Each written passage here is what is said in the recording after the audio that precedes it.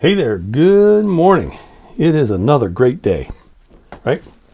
And this is a live cast with your host, Jeff Ski Kinsey. Wow, time flies, right? It's Tuesday. By the way, if you want to connect with the Ski Man, which would be me, if you want to reach out, best way to do that is to pick up your mobile phone, dial pound 250, and at the prompt say contact Ski Man. That's right. Now, I could probably make that tougher, but I'm not going to. Of course, by the way, if you have an Alexa device, you can also do that. You can say, Alexa, launch contact Ski Man. Boom. She'll send you a text on how you can leave me a message. We can communicate. Because look, here's the bottom line, right? You have not because you ask not. I keep promising myself, make a note, take a letter, Maria. Remind me to dig up that Steve Jobs video where he asked one of the co-founders of Hewlett Packard for some parts, electronic parts. And he said, what's the harm in asking, right? People can say no, right? Speaking of that, there's a great book out now.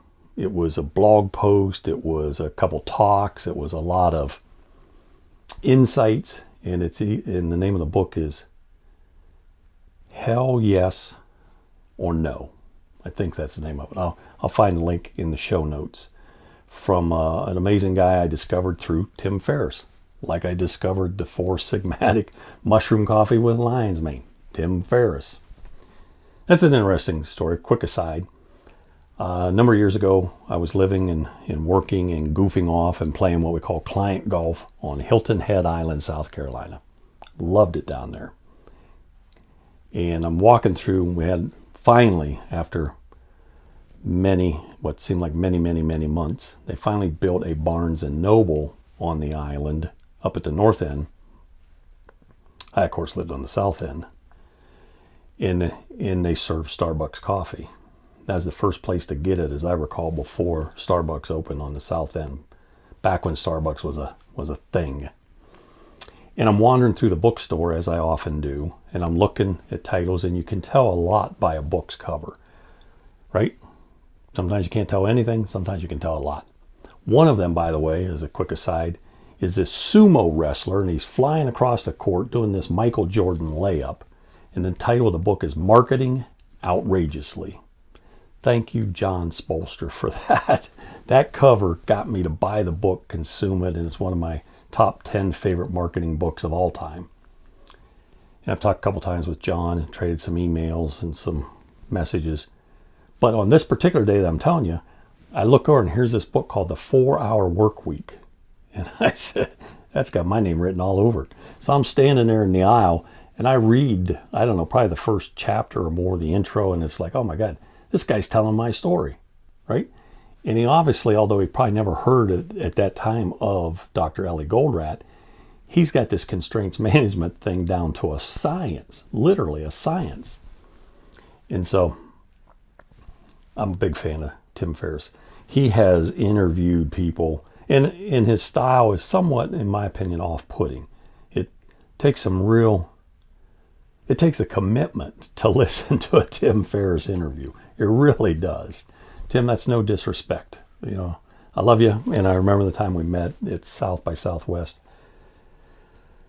But, and often it seems like he takes 80% of the time to introduce a guest and get all the adverts out of the way, and then it's like, oh yeah, by the way, here's the guy, let's talk. And that's not true, but it seems that way. Sometimes he labors that beginning. But, he's got sponsors to appease, so to speak. Anyhow, so today the topic is accountability. Now, I thought of this for a number of reasons.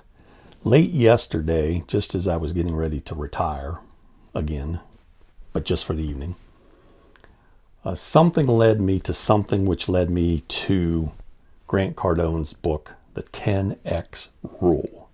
The 10X Rule, okay? And I'm a huge Grant Cardone fan. fact, I heard about him on Jeffrey Hazlett's podcast. But long story short, I have not held myself accountable to doing 10x what I know needs done. There you have it. I'm working in a project, and I'm just not getting the traction that I need. And so it was a wake-up call. It's like, wait a minute, are you actually doing 10 times the amount of effort that you know and believe to be necessary? I had to take myself to the woodshed, as Bill Detmer says. Ouch. I was not. Guess what? So here's a test for you to see how, and we are all horrible at holding ourselves accountable.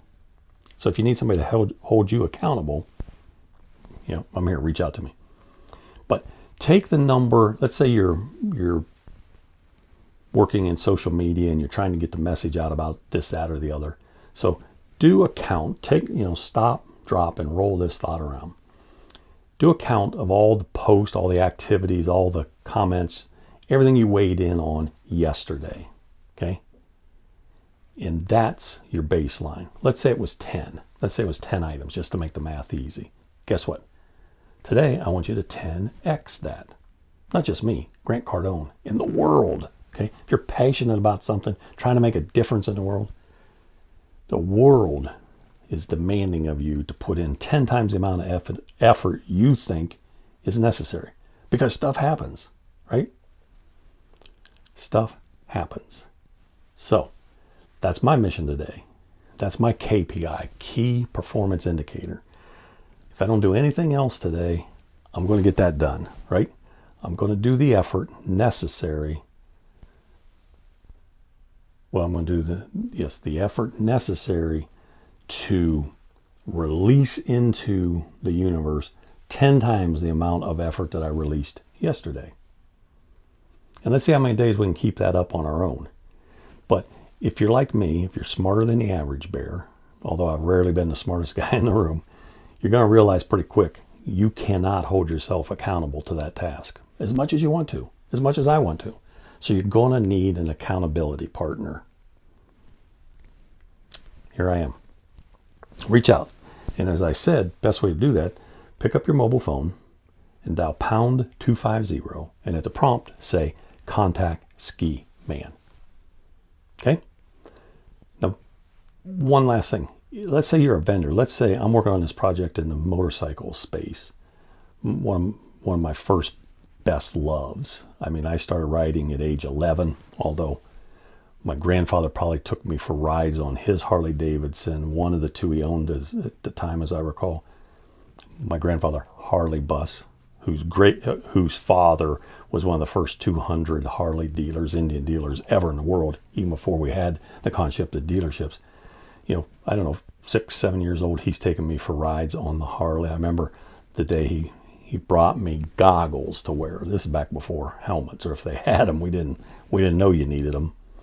And so, but I needed goggles. I didn't wear glasses then. So I needed these goggles, and we would ride all over the countryside. We just had a ball, and I get to spend the day with my grandfather. Now, how cool is that? And he was cool. He was, as I like to say, he was larger than life. Anybody who knew Harley Bus or Hadge or Bussy, as they called him, just bigger than life. And so, anyhow, so if you're a business and you're not happy with your results, then reach out to me.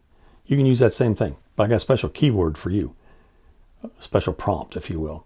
Dial pound 250, and at the prompt say double sales. Aha. What if together we were able to double your sales in the next 90 days? Sound too aggressive? Too bad. I've done it. I've done it for others.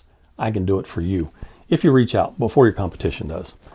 Oh, by the way, for those in the motorcycle industry, I'm forming a 20 group with a couple twists. You're really going to appreciate it. So you can reach out to me about that. Again, you have not because you ask not.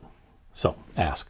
And remember, it's going to be just about as great a day as you make up your mind to make it. So join me and let's make it a fabulous day.